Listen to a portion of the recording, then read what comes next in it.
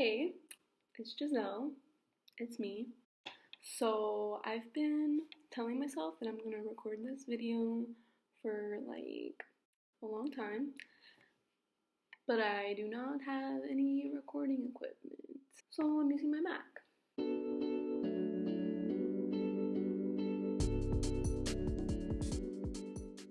So, when I was really small, I had like the nicest, shiniest curls. Like, they were so perfect. And for some reason, I hated my hair.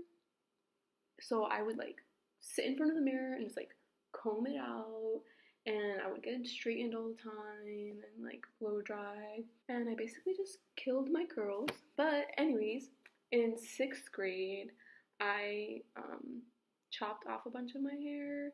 Well, I didn't personally do it myself. At my school, this organization called like Locks of Love or Locks for Love, something like that, came to my school and basically just went around chopping people's hair off. No, you would sign up to like donate hair. So I donated like a good chunk of my hair, and I had like this like long bob thing going on. I did start gaining back some of my curls, which was cool, but it was like really loose curls. And then a couple of years later, I think freshman or maybe actually sophomore year of high school, I did like another like medium chop. It was more like a bob than like a long bob. That's like the shortest I had ever cut my hair again. And I went with my sister to cut my hair. We went together like the day before like summer camp. And then April 2014, end of junior year, I got diagnosed with lymphoma. I got a pixie cut, which is like super funny because the last time I had gotten a haircut, I went with my sister and she was considering getting a pixie cut for herself. And I remember saying like, oh, I could never pull that off because I have like such large facial features. Like, I have a pretty big forehead and like my nose, my chin are very protrudent. I remember using that exact word. But joke's on me because I looked really good. So I rocked the pixie cut for like 2 weeks before my hair started falling out with chemo. And at that point I regretted not just like shaving it down completely, because even though it was short, it was still kind of traumatizing going through that process. I felt like a dog shedding. I also ended up with these like gross like wisps of hair. My balding pattern was like literally like an old man. It was so I had like a comb over going on, and I had like a flaky dry scalp. Like when people depict people with like who have lost their hair, it's always like a mad cute girl with like a perfectly shiny bald head, and like I don't know, I was expecting that, I guess, but that didn't happen. Oh, also, I didn't have eyebrows because they don't tell you that you also lose like all of the hair on your body. So I had like no eyebrows, no eyelashes. I literally looked like, I don't know if you've ever seen those memes of, like celebrities without their eyebrows or like bald and stuff. Like I literally look like that. Yeah, it was not cute, but I felt cute. And this is the point where things really changed for me, not just in terms of my hair, but in terms of me and my relationship with myself. I started to value my existence and my experience more than my exterior appearance.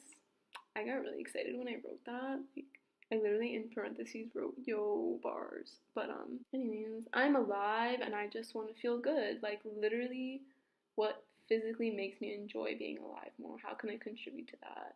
After my hair started growing back, for like exactly a year, like I would go to the barber. I kept my hair short for a long time. And I started growing my hair out, I think, for a really dumb reason. Like, someone that I was like kind of dating at the time told me they liked me better with long hair, and so I started growing my hair out, which was dumb, but whatever. My hair started growing out and my curls came back like the curls that I had when I was like a little kid.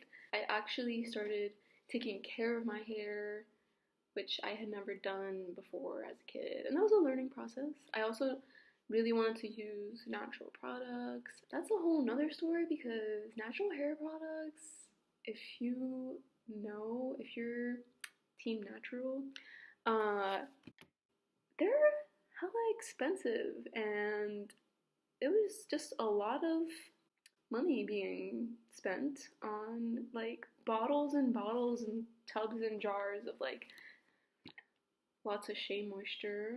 But so that's like a whole nother reason why cutting my hair has been amazing, because I use like 10 times less product.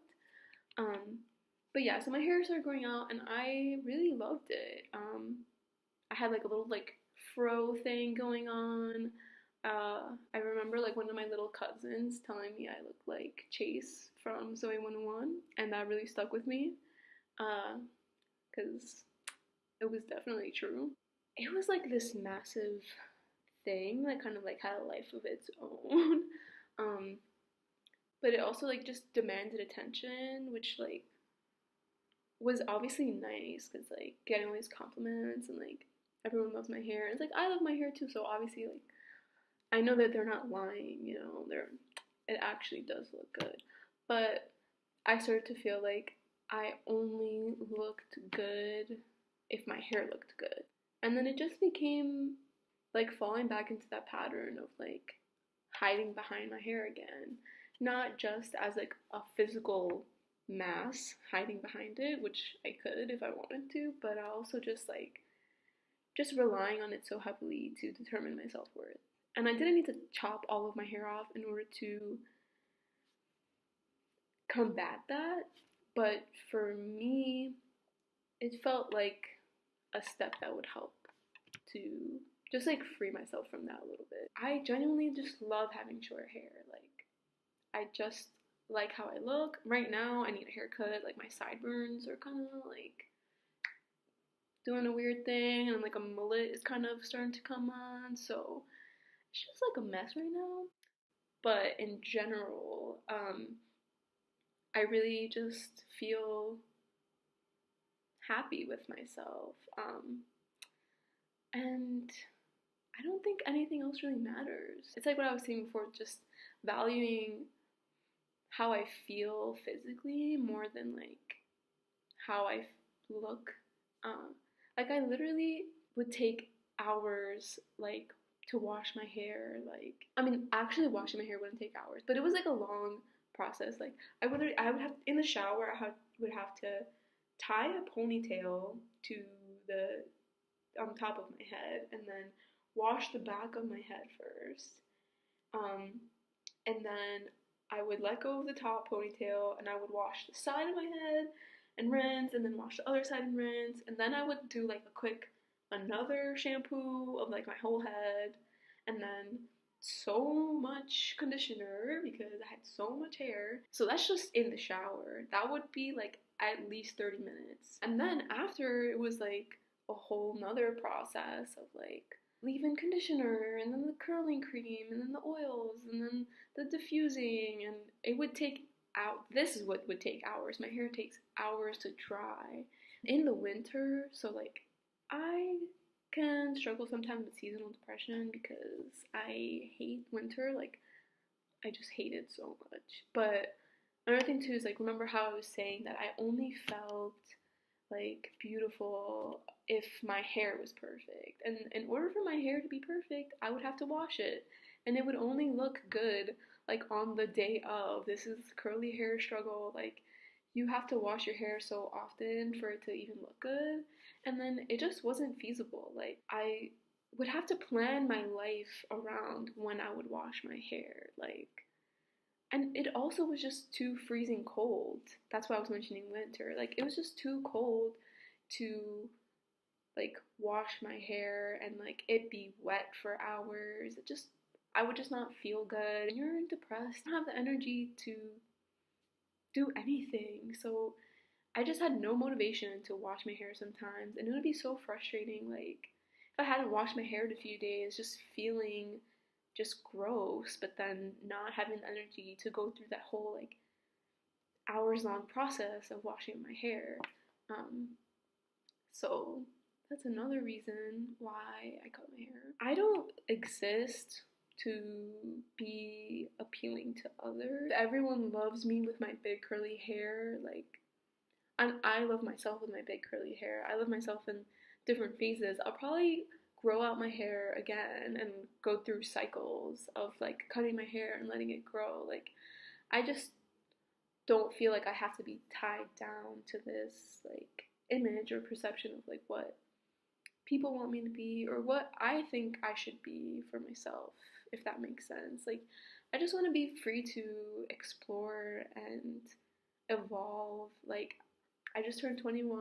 I'm growing. I'm figuring myself out, and I think that cutting my hair, I remember Yelena, shout out to Yelena, one of my best friends, when I told her I was chopping all my hair off. She was the first person I told, by the way, that I wanted to do it. She was just, I forget the quote that she said. Let me look it up real quick.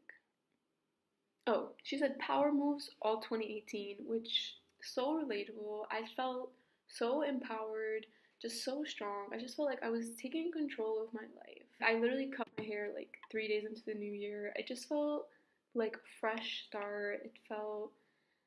It just felt right. I think that's what matters. What feels right to you, as long as you're not harming yourself or doing something that's gonna have negative repercussions in the long run. Like, hair grows back, and that's one of my quotes, and I'm so glad I just remembered that, because that was like the main point that I wanted to make, and somehow I wasn't gonna make it. Something that I like to tell myself in moments where I'm feeling discouraged, when everything feels out of control, is that this situation that I'm in right now is temporary, and the same way I've just hit a low, I'm gonna cycle back up.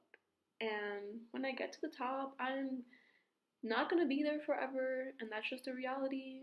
And I'm probably gonna end up falling again, but I'm gonna get back up.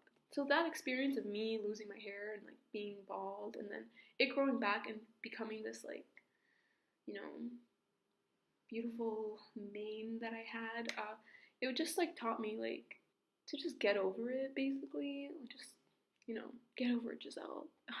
You have cancer. That sucks. But I'm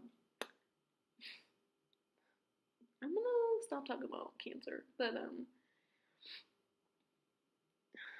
basically, I don't know how to close out this video, so I'm being weird and I keep on rambling and rambling. So I'm just gonna finish my coconut water, and I'll see you next time. Thanks for watching this video. I love you guys. Bye.